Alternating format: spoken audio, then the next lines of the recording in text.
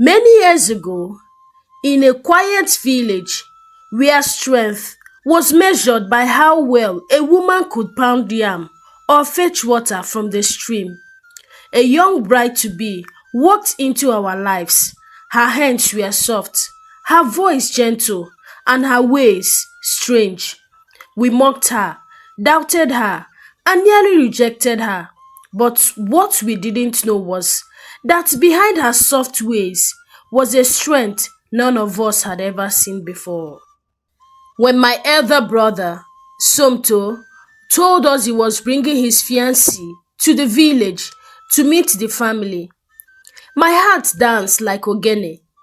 You see, we had waited too long for this moment. Mama had even called pastors to pray for his head 3 times. I cleaned the compound like a bride price was coming with a full band. Mama cooked like she was trying to bribe God. Yam porridge, vegetable soup, peppered snail, fried plantain, name it.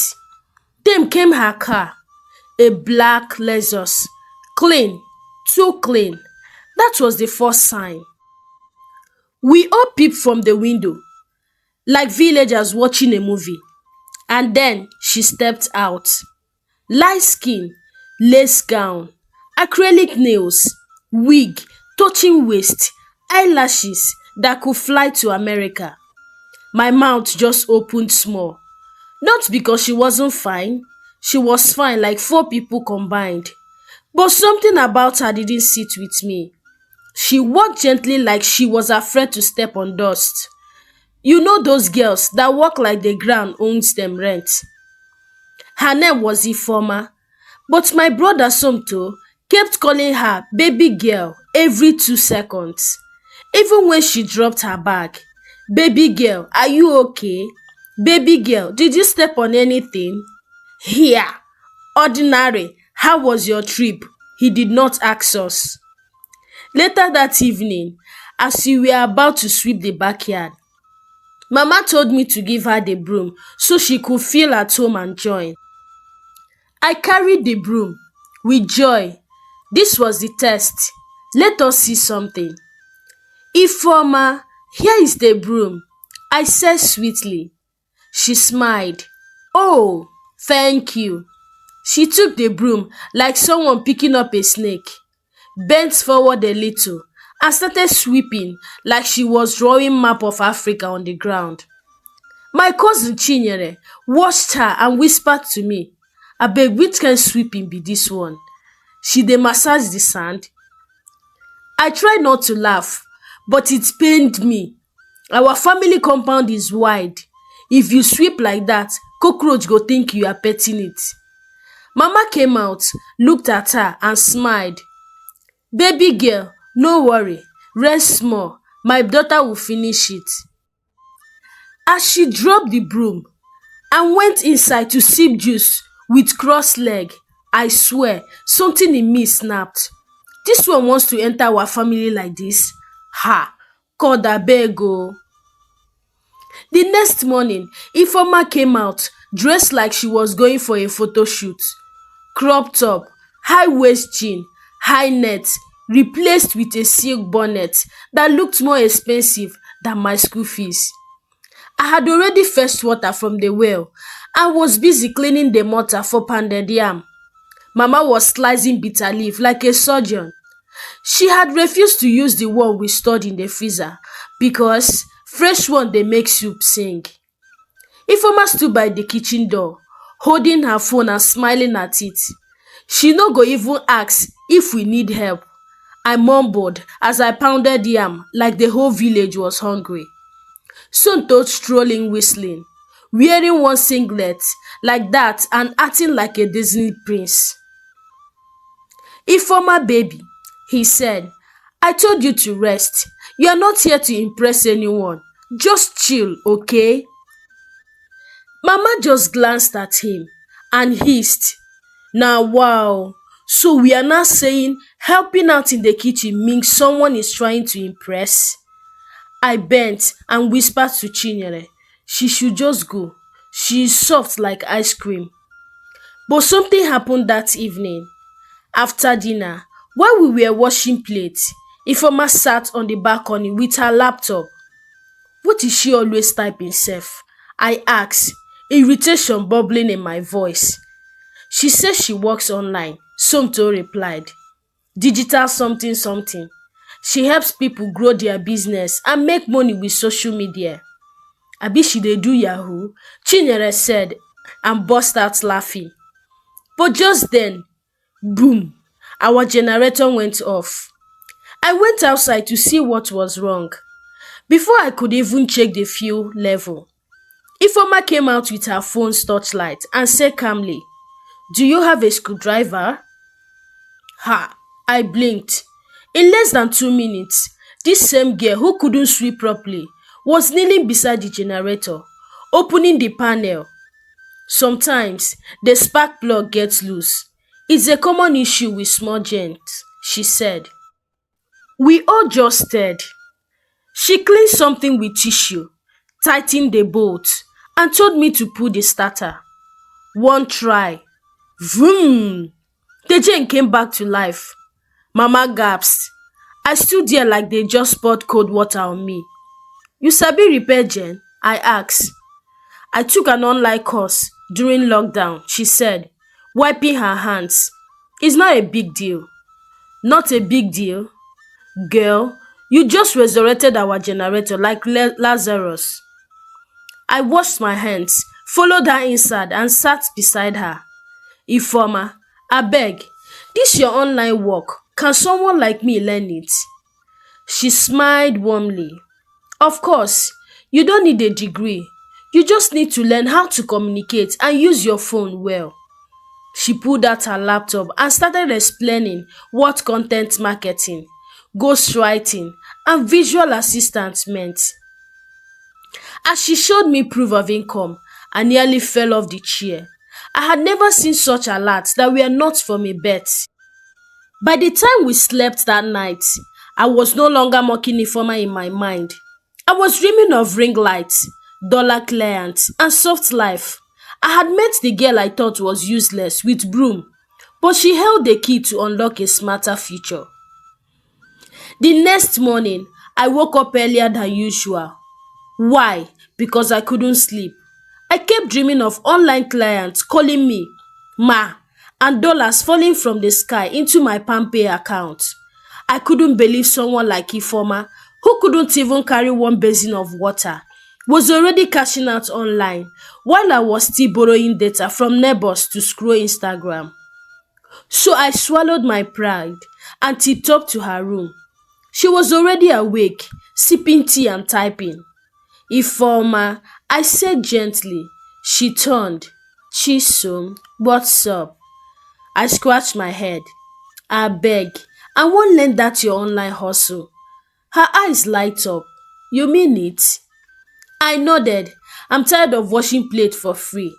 She laughed and patted the bed. Come, let me show you. From that day, every afternoon after choice, I sat with Ifeoma while she explained things like Canva, writing captions, building online portfolios, and searching for remote jobs. I even opened a Gmail and LinkedIn. Me that used to think LinkedIn was the name of a biscuit. But then, wahala started. Mama noticed I was no longer hanging around the kitchen after lunch. She would say, Chisom, what are you doing with that girl that doesn't know how to peel yam? I'm learning something, Mama, I replied. She raised her voice. Something better than marriage? Better than knowing how to cook and clean? Mama, she's helping me to learn how to make money. Money? Did she give me money for salt last week? Mama started throwing shade every day. In my time, we don't need laptop to find husband. These days, girls wants to type their way into respect. But I held my ground until one Sunday after church, something unexpected happened. One of Mama's friends rushed in. Mama Sonto, I saw your future daughter-in-law online. She was talking about social media branding on Facebook Live. I didn't know she's that sharp. Mama blinked. Facebook Live? Branding? She even mentioned she's helping one NGO in Abuja with their digital presence. They say she earn in dollars so. Mama's eyes suddenly opened like yam porridge has touched her spirit. Later that evening, I caught her peeping into Informa's room. The same woman who used to hiss when Informa passed now cleaned her throat and said, Informa, my daughter, you are doing well. I didn't know you were a working class woman. Please, when you have time, teach Tisom how to succeed like you. I nearly laughed out loud. So this is how respect changes face. That night, I tapped my first code pitch email to a foreign client. Informa helped me polish it. I felt powerful. I wasn't just a village girl anymore. I was becoming a virtual assistant in training. And as for Mama, let's just say the same Informa she called lazy was now our daughter with wisdom. Mama changed. And when I say changed, I mean transformed. She started calling Informa our working class daughter. You think Informa had won presidential elections the way Mama sang her praises. She would call neighbors and whispered loudly, you see that my son's fiance? She earns in dollars, not naira, dollars. She even dragged Informa to our women's meeting in church one Saturday. Come and talk to them, eh? Teach these girls what you do. They think everything is marriage and TikTok dance. Ifeoma was shy at first, but when they gave her the mic, she activated boss mode. She talked about freelancing, branding, building an online presence, and how village girls could earn legitimately if they were willing to learn. The village women clapped like she was giving out free bags of rice. Mama wore her wrapper like a crown that day. You think Ifeoma was her biological daughter. But of course, not everyone was happy. That is how Aunty Njideka, the gossip of the church, stood up and said with her wide eyes, all this online talk is nice, but if a wife cannot sweep, cannot cook properly egusi soup, cannot greet elders on both knees, then I don't care if she's earning from America. She's a disgrace. The room went silent. Ifeoma smiled politely. Ma, I believe a woman can be both traditionally and modern. I may not sweep like Mama Chisom, but I'm learning. But I also believe a woman shouldn't abandon her dreams to impress a kitchen. That response, mic drop. The woman clapped again, this time even louder. But when we got home, Mama wasn't clapping. You shouldn't have said that part about kitchen, she said, arms folded.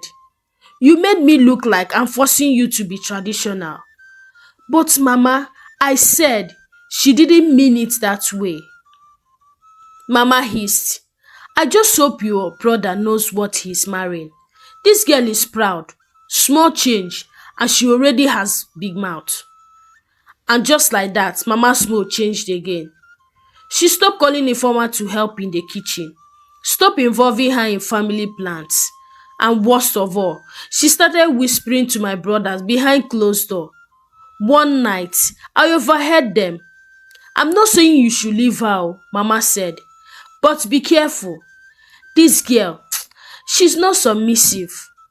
Ifeoma heard it too, and the look on her face, like someone who'd been betrayed by the very people she was trying to impress.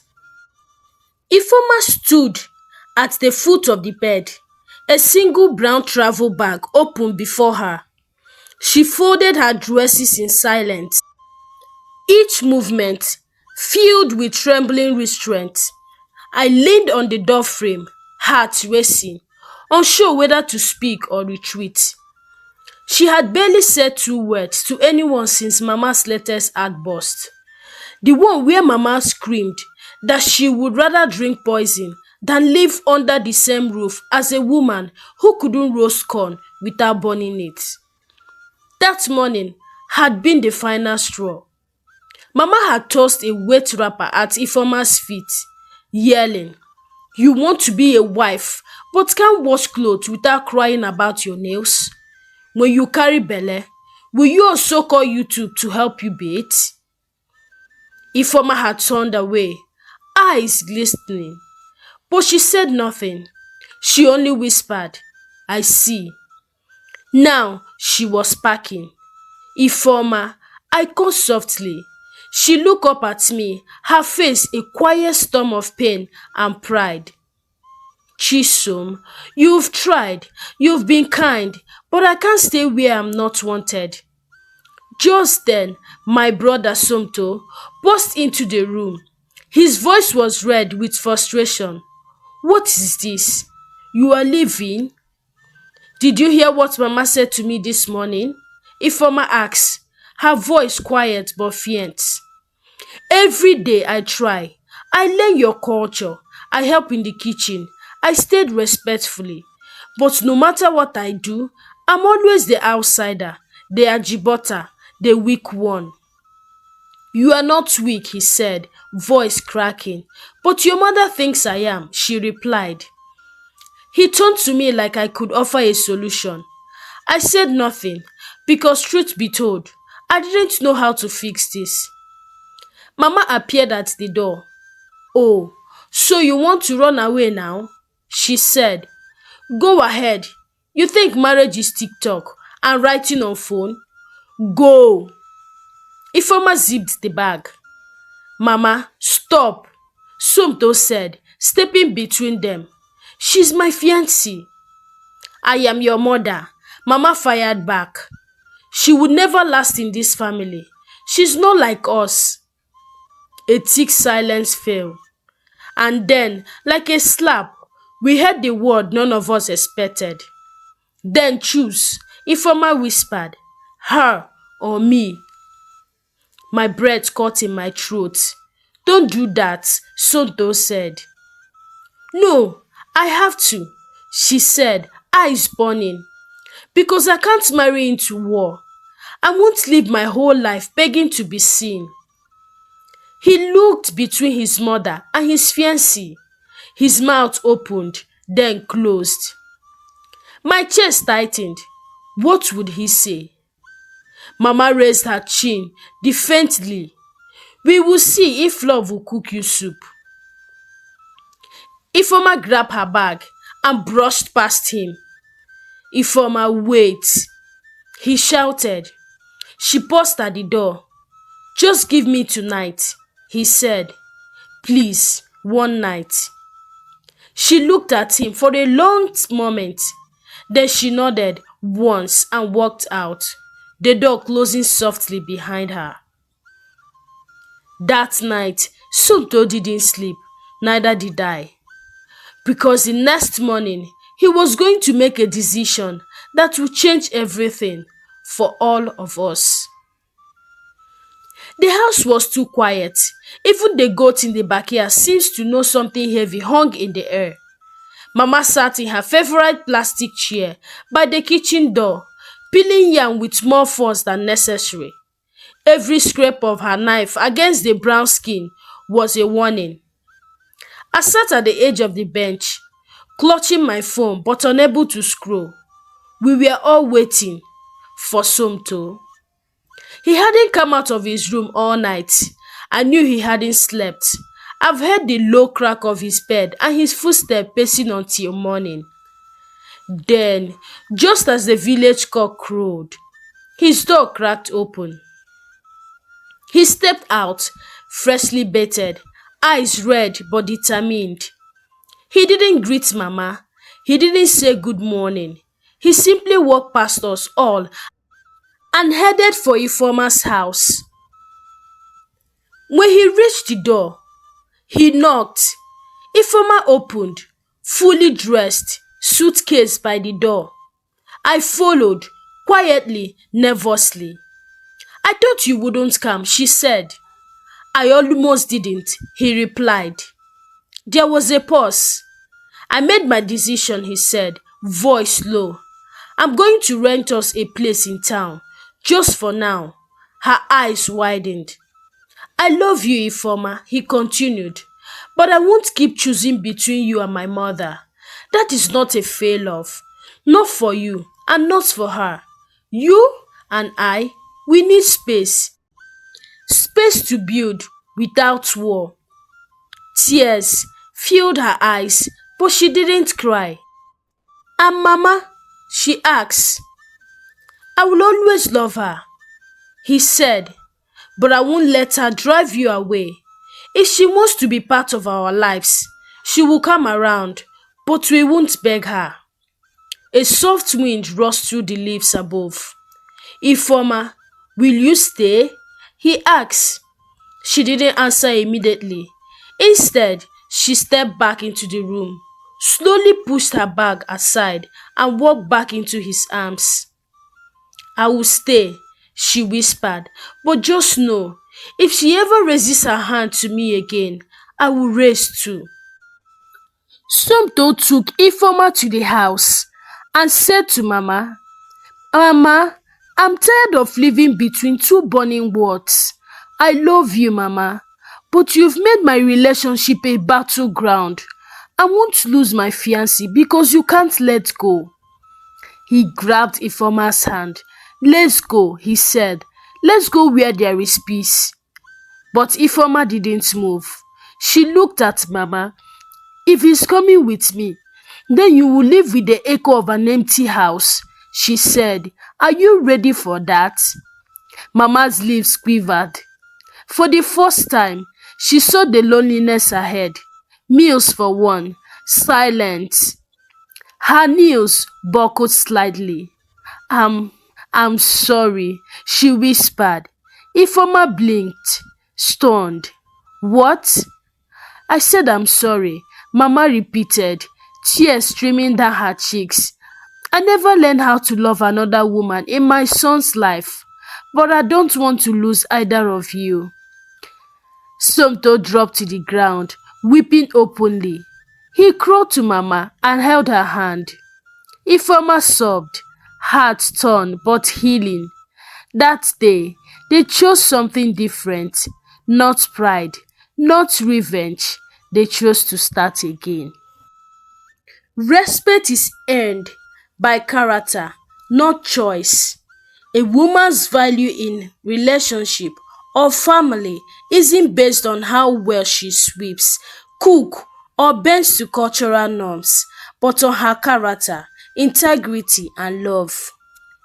Family interference can ruin beautiful relationships. Overbearing in-laws, especially mother-in-law, must learn to let go and allow their children to build their own homes. Control is not love. Silence doesn't always mean weakness. Ifoma stayed silent through many humiliations, not because she was weak, but because she was strong enough to try. When she finally spoke, it shook everyone. Growth comes from letting go of control. Mama learned that releasing control doesn't mean losing her son, but gaining a stronger, more peaceful family. Peace in the home is everyone's responsibility. When all parties decide to choose understanding over ego, a home becomes a safe place, not a battlefield. Love is a choice daily. Real love shows up in difficult moments. Somto chose peace, understanding and commitment when it matters most. Hi besties, thank you for watching this story. Like this story, share this story to someone who is interested. Please, if you've not subscribed to this YouTube channel, do so by subscribing to this YouTube channel if you've not done so by now. Until I bring an interesting and educating story your way. Bye.